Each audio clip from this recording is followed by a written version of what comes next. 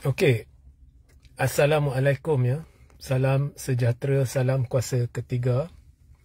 Jika audio jelas boleh tolong maklumkan ya di ruang komen seperti biasa, share ramai-ramai ya. Dan sertailah Telegram saya, Telegram Regi Jesse Rita Udin ya. Baik, ini lagi satu isu yang saya cuba elak untuk jawab, tetapi banyak permintaan untuk saya ulas. Sama juga seperti isu kapal perang China yang dikatakan berlabuh di Pulau Pinang. Itu saya dah ulas, anda boleh scroll ke bawah. Kerana kadang-kala sesuatu isu yang saya bangkitkan atau ulaskan atas permintaan tidak semestinya memuaskan hati penyokong Perikatan Nasional. Ya, mereka gembira kalau saya kritik PMX ke, kalau saya kritik benda ni ke dan sebagainya, benda ini benda tu. Tetapi ada kalanya kalau saya rasakan benda tu dah dibawa ke tahap yang tidak sepatutnya, maka mereka saya dapati kadang-kadang ada pentaksub dia tak suka. So contohnya dalam isu kapal perang China tu ada satu komen. Ya, anda tonton ya, anda tonton sendirilah. Oh, nampaknya Regi dah memihak kepada PH. Orang-orang cetek dan kenyataan bodoh macam ni, saya tahu nak buat apalah. Okey. So sebab itu saya elak nak ulas isu Utah ni. Tetapi ada permintaan. Okeylah. Ya, saya ulas ya. Ini pendirian saya ya. Isu Utah ni sebenarnya tidak begitu difahami oleh mereka yang mengkritik kerajaan atau mengkritik PMX. Sebab saya, bila saya nak ulas, saya bukan sekadar baca berita. Saya juga pergi ke, contohnya kalau The Star ke, FMT ke, Malaysia Kini ke, dan sebagainya. Saya rajin pergi ke Facebook diorang dan macam-macam channel lagi untuk lihat komen-komen netizen. Ya. Bukan sekadar baca kenyataan menteri dan sebagainya. So saya nak lihat tahap pemahaman.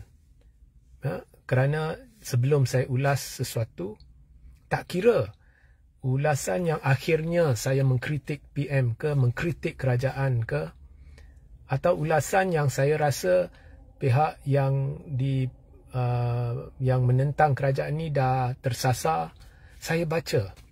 Dan saya dapati ramai tidak sebenarnya faham isunya. Dan saya juga baca kenyataan pemimpin belah-belah pembangkang dari Perikatan Nasional khususnya, dan termasuk dari contohnya Harakah. Dan apa yang dihujahkan. Dan saya dapati pun di situ mereka sebenarnya sudah lari dari isu pokok. So, saya rumuskan sebelum saya jelaskan, semua yang tengah dibincangkan ini sudah lari dari isu pokok. So, isu pokoknya bukannya PMX telah membuat sesuatu untuk membantu Utah yang bertentangan dengan pendirian PMX. Now, saya berhenti di sini. Saya tahu banyak pendirian PMX ni ada kalanya cakap tak serupa bikin. Itu betul. Saya pun dah jelaskan selama lebih berbulan-bulan. Ada berat sebelah, semua tu. Tetapi dalam hal ini, ya, semua itu tak relevan. Isunya adalah satu isu yang bersandar kepada undang-undang dan sebagainya. Ya. So, isunya mudah. LHDN telah memutuskan untuk mengenakan cukai dan menuntut cukai tunggakan sebanyak satu jumlah tertentu dan juga denda kepada Utah sebanyak satu jumlah tertentu. Jumlah keseluruhan tunggakan dan denda ini adalah 83 juta lah. Setakat yang saya faham lah. Okay. Alright. So, kekeliruan berlaku kerana pendirian LHDN ialah ia ada satu yayasan Utah. Yayasan ini memang ada ya dari sudut undang-undang, dari sudut akta dan sebagainya, dia ada pengecualian cukai. Okey. Dan pengecualian cukai ini sebenarnya adalah apa tu? Sekejap ya. Okey.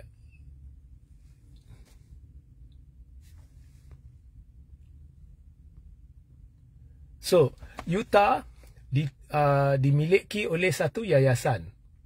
Yayasan ini di bawah Private Higher Educational Institutions Act 1996 ataupun Akta 555. Okey. So ada Akta 555 dan yayasan ini dijamin ya. Dia dikecualikan cukai dia. Okey. So memang yayasan ini tidak boleh dikenakan cukai atau memang tak perlu bayar cukai, dan ini menurut Seksyen 44(6) Income Tax 1967 Act lah. Okay. So ada dia punya ni akta dia, dan yayasan ini tidak ada cukai. Okay. Tetapi menurut LHDN memang yayasan Utah tidak dikenakan cukai, tetapi Utah tu, universiti tu, dia di bawah satu syarikat. So syarikat itu berbeza dengan yayasan. So syarikat itu wajib dikenakan cukai. So itu pendirian LHDN. Bukan saya nak pertikai LHDN, no. Sesi ini bukannya saya nak pertikai LHDN ke, setuju dengan LHDN ke, pertikai Utah ke, setuju dengan Utah. No, saya cuma beritahu faktanya. So itu pendirian LHDN. Okey? Faham ya? So LHDN berkata ya, yayasan Utah tu memang tidak perlu dibayar cukai kerana dia dijamin pengecualian di bawah Seksyen 44(6) Income Tax Act 1967. Okay, so dia tidak perlu bayar cukai. Tetapi Utah tu, universiti tu dengan sendirinya, dia di bawah satu syarikat. Dan syarikat itu adalah berasingan dengan yayasan, dan syarikat itu tertakluk kepada cukai. So oleh itu LHDN Utah telah tidak bayar cukai. So oleh itu dia kena cukai dan tunggakan cukai dan denda lah. So itu pendirian LHDN. So dari situ tunggakan cukai dan denda berjumlah 83 juta. Now, Presiden MCA atau V. Kasyong juga adalah pengerusi yayasan tersebut. Okey. So ataupun pengerusi ketua Utah Foundation lah. So kira Utah ni bersangkut dengan MCA, dan juga yang mengetuainya, mengepalai yayasan ni dan Utah adalah Datuk Seri Dr. V. Kasyong.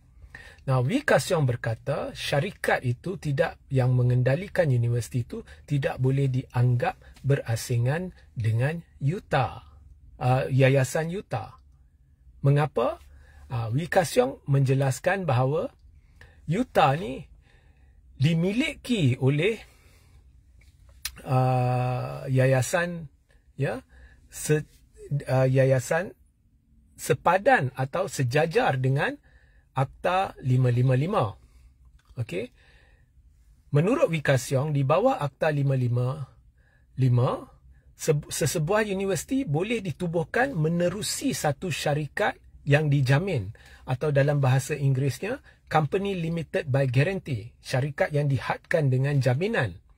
Dan syarikat yang dihadkan dengan jaminan atau Company Limited by Guarantee ini bersifat seperti sendirian berhad, tetapi untuk tujuan bukannya mendapat keuntungan, non-profit. Sama macam NGO ya. NGO ni biasanya non-profit, bukannya untuk keuntungan. Okey. So, Wee Ka Siong berkata di bawah Akta 555, sesebuah universiti ini boleh ditubuhkan menerusi sebuah syarikat yang yang dihadkan dengan jaminan ataupun company limited by guarantee yang bersifat seperti sendirian berhad tetapi tidak mengaut keuntungan. Dan ini menjadikannya satu yayasan, dan menurut Wee Ka Siong sejajar dengan Akta 55 ini, universiti atau Universiti Utah tu ditubuhkan menerusi syarikat yang dihadkan menerusi jaminan atau company limited by guarantee yang dimiliki oleh yayasan itu. Jadi salah bagi mana-mana pihak mendakwa bahawa syarikat itu berasingan dengan yayasan. Okey. So, pertikaian antara Utah dengan LHDN ialah LHDN kata tak. Syarikat itu berbeza. Yayasan memang tak perlu dikenakan cukai, tapi syarikat yang mengendalikan universiti berbeza. Wee Ka Siong kata awak salah faham. Dia kata menurut Akta 555 boleh diwujudkan satu syarikat yang tidak mengaut keuntungan yang mengendalikan universiti, dan syarikat itu di bawah yayasan Utah. So awak tidak boleh mengasingkan kedua-duanya. Maka jika yayasan itu tidak dikenakan cukai, universiti itu pun tidak harus dikenakan cukai. So itulah pertikaiannya. Pertikaiannya bukannya tak ada kaitan langsung dengan perlu atau tidak Utah diberi pengecualian cukai semata-mata. Ya, ini bukan kes Wee Ka Siong beritahu PMX, tolonglah Utah ni beri pengecualian lah. Begitu sahaja. Maknanya sepatutnya Utah kena cukai, tapi Wee Ka Siong kata tolonglah pertimbangkan Utah ni awak kecualikan. Tak, bukan macam itu.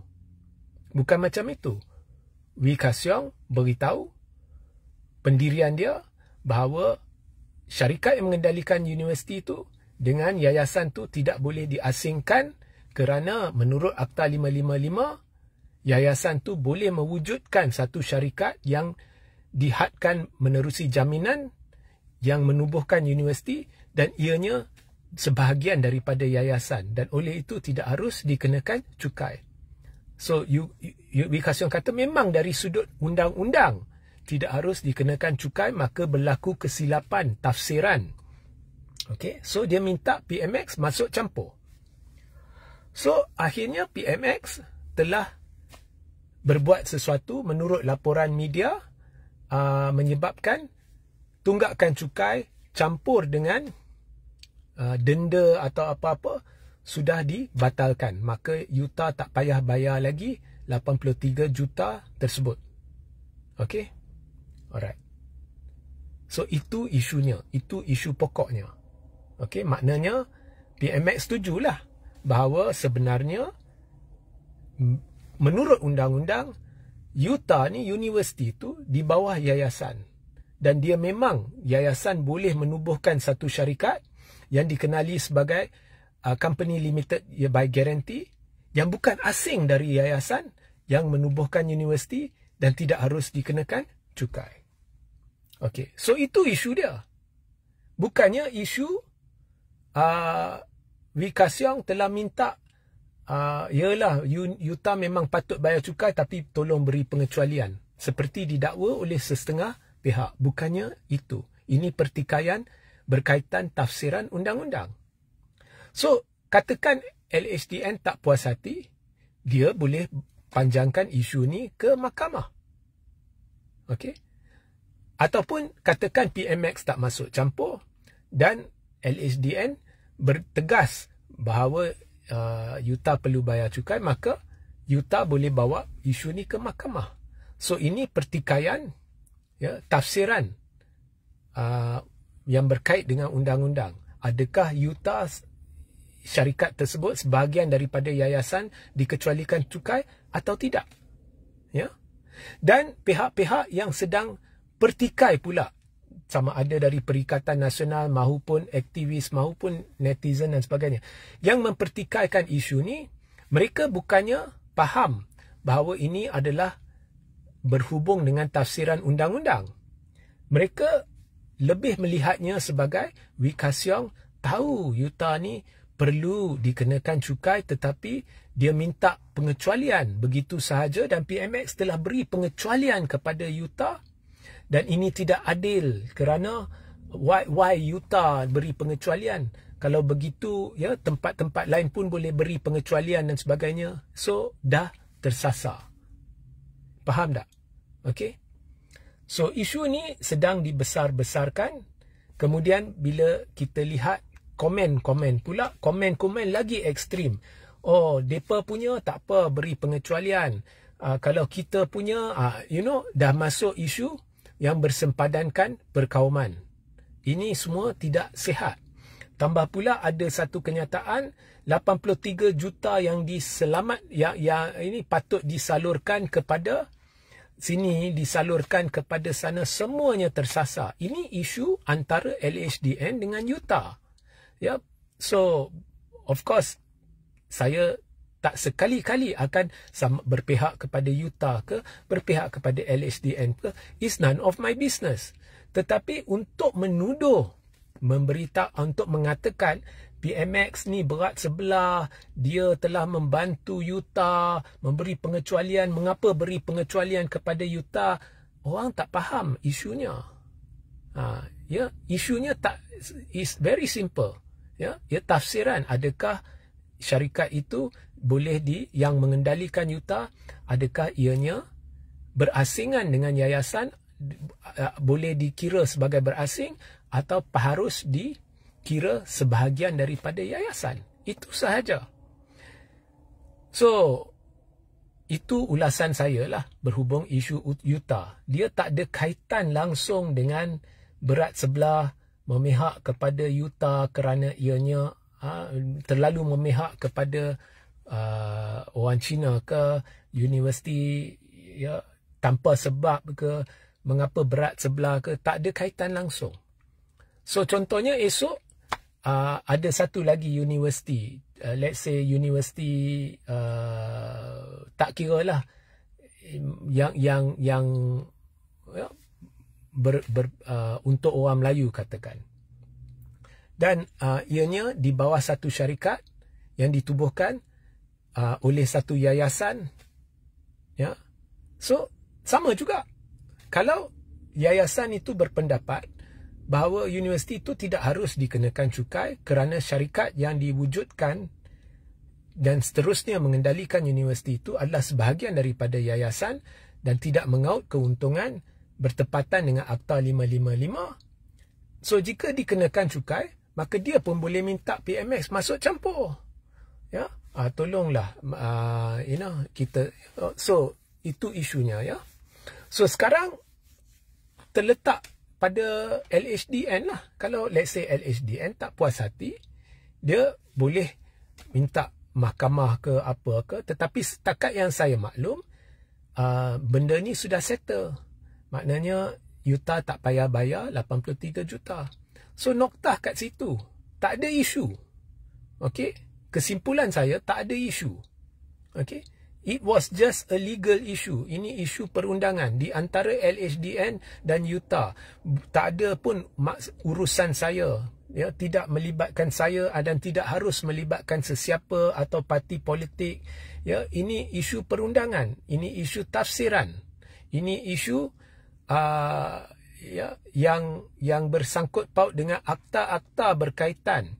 Dan nampaknya sudah ada persetujuan bahawa Wee Ka Siong betul, nampaknya lah, iaitu di bawah Akta 555, yayasan itu boleh menubuhkan satu syarikat yang dihadkan menerusi jaminan yang seterusnya mengendalikan universiti itu, dan oleh itu syarikat itu tidak harus dilihat sebagai berasing dengan yayasan, maka dia terkecuali cukai. So itu dia, itu je. Lebih dari itu kita tak payah masuk lah. Kita tak payah nak lihat seolah-olah PMX telah memihak kepada satu universiti yang, ya, Yuta, ya, yang memihak kepada orang Cina ke apa ke, ya, berdasarkan komen-komen, ya, itu dah pergi, dah jangan terasa, ya, itu dah melalut lah, itu dah pergi ke area yang tidak sepatutnya. Banyak lagi isu perlu diperjuangkan. Sebab itu saya selalu tegur, ya, perjuangan perlu matang, sebab zaman sekarang muda-mudi ni, penyokong perikatan ke apa ke Melayu ke, saya dah berulang kali kata mereka lebih matang berbanding zaman kita dulu-dulu, budak-budak muda.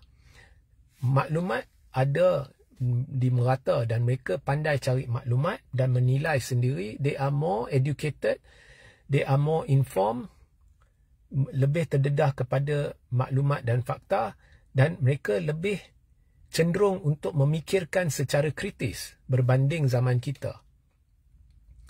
Dan ada banyak isu yang kita boleh sajikan kepada golongan ini yang menjadi potensi pengundi Perikatan Nasional. Isu-isu ekonomi dari sudut intelektual, rancangan masa depan perikatan dari sudut intelektual, apa yang kerajaan lakukan, apa yang, di mana kesilapan dia, di mana Perikatan Nasional rasa patut ada perubahan, benda itu perlu dibincangkan. Tetapi apa yang saya lihat ialah setiap isu yang dibangkitkan, ya, kadang-kadang tidak kena dan malah tersasar, dan orang akan menilai, especially pengundi atas pagar. Ini kan pula saya mendesak agar diadakan perubahan di dalam perikatan dari sudut kepimpinan penstrukturan semula untuk menarik pengundi Cina dan India, sebab PRU 16 ni perikatan tak boleh menang. Silat hari bulan PH campur UMNO menang. Perikatan tak boleh menang dan tanpa sokongan orang Cina. Ya. Dan juga pengundi Melayu atas pagar yang kebanyakannya golongan muda yang intelektual atau lebih bijak memikir. Bila awak sajikan sesuatu yang tersasar, lupakan, ya, sokongan orang Cina ataupun golongan atas pagar, lupakan kemenangan pada PRU 16 yang akan didominasi oleh golongan muda. Jauh lebih 50%, hampir 60% adalah golongan muda. 45 tahun ke bawah, ya. So banyak isu boleh diketengahkan, ya, bukan isu-isu macam ini yang akhirnya akan bersempadankan isu kaum dan agama, tetapi sememangnya ianya bukan isu kaum atau agama, tetapi ini isu pertikaian antara tafsiran, ya, tafsiran undang-undang, ya, antara pihak A dengan pihak B, ya.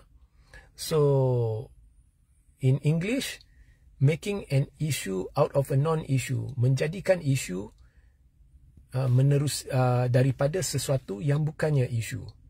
Maaf, ya, sekali lagi, kalau mereka yang taksub, ya, dengan perikatan ke mana-mana pemimpin ke, mereka akan dengar ni dan mereka akan frust. Kenapa Regi macam ni, kan? So falsafahnya adalah mereka yang itulah, mereka yang saya maksudkan. Falsafahnya, ya, kalau benda ni digembar-gemburkan oleh mana-mana pihak yang berkait pembangkang untuk mengkritik kerajaan, jadi kita perlu kritik. Dia betul, kerajaan betul ke, kerajaan silap ke, ada isu ke, tak ada isu ke, perlu kritik. Kalau itu sikapnya, awak berada di landasan yang salah dan di channel yang salah, ya. Sebenarnya tak ada isu. Okay, the Utah issue is a non-issue. Saya ulang, ya, isu Utah bukannya isu. Okay, dan jangan harap, ya, ada peningkatan kalau isu-isu macam ni yang boleh menjurus kepada isu perkauman terus dimarakkan, ya, perikatan akan tahap tu je. Ya, takkan berkembang ya. So jangan lupa bila awak serang sesuatu yang bukannya isu dan akhirnya ada komen-komen dan sebagainya yang bersempadankan perkauman dan sebagainya yang bukan Melayu, baca dan lihat, depa ni ekstrim. Ya. So jangan masuk perangkap lah. Ya. Biarkan isu ni antara LHDN dengan UTA, antara Wikasyong atau MCA dengan LHDN. Ini bukan urusan kita, noktah. Ya. Sehingga kita berjumpa di lain masa. Assalamualaikum, salam sejahtera dan salam kuasa ketiga.